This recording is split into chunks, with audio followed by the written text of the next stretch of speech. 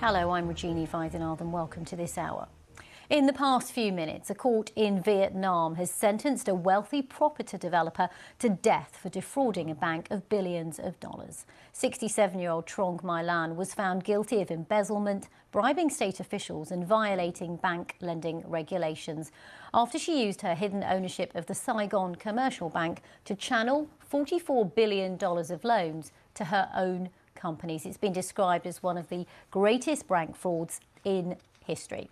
Well, for more on this, we can go straight to Bangkok and join our Southeast Asia correspondent, Jonathan Head. First of all, Jonathan, if you could just tell us a little bit more about what the court said today and the background to this case. Well, the court's been giving enormous amounts of detail about this case through its 5 weeks. So everyone in Vietnam knows a lot about it. That's quite unusual there. They've wanted the public to know about this case.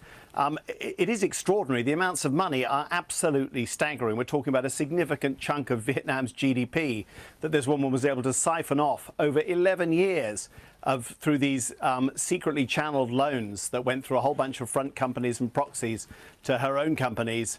The prosecutors believe that of that $44 billion, perhaps $27 billion may never be recovered. That is a staggering loss and will be very, very tough for the state bank to make up in terms of saving the bank.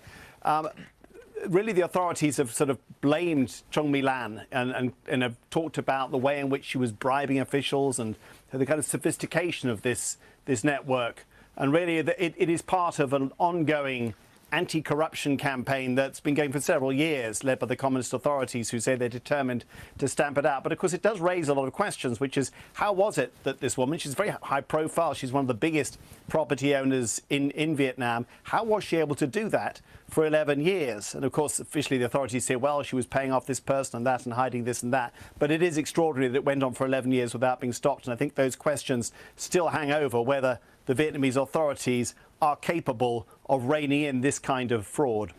And Jonathan, you say that this was a trial that was followed by so many people in Vietnam, and Trong My Lan is a well-known property developer in the country, but now she faces the death penalty.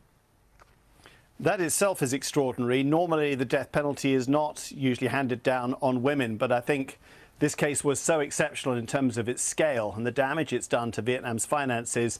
They probably felt they needed to make an example of her. They may also be trying to encourage her to give as much money back as they can get her to do. This is something the other 80 defendants in court today have largely done. They're all more minor, of course, but these are all the people accused of conspiring with her, including, for example, a chief inspector at the state bank who was bribed $5 million, according to prosecutors, in order to look the other way. They've all pleaded guilty and offered to bring back as much money as they can.